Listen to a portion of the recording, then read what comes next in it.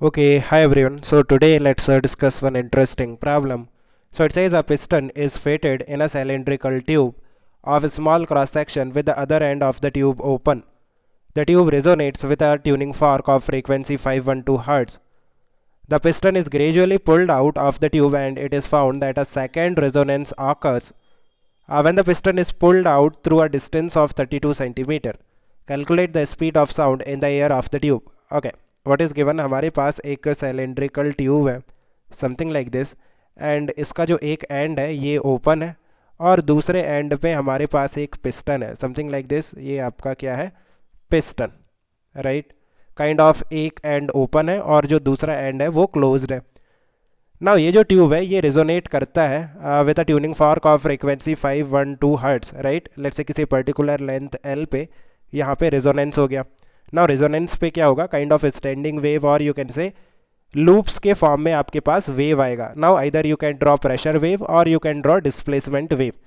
Let's say हम displacement wave draw करते हैं. देन डिस्प्लेसमेंट वेव का ओपन एंड पे एंटी नोड होता है और क्लोज्ड एंड पे नोड होता है. सो लूप्स बनेंगे. किस तरह से लूप्स बनेंगे? Let me draw it. देखो इस तरह से पहले हाफ लूप बनेगा, देन इस तरह से फुल लूप्स बनेंगे. लेट्स से यहाँ पे n नंबर ऑफ लूप्स हैं एंड फाइनली ये आखिरी वाला लूप है, राइट, बिकॉज क्लोज्ड एंड पे नोड है. नाउ व्हाट हैपन्स कि इस पिस्टन को हम स्लाइटली पीछे की तरफ मूव करते हैं.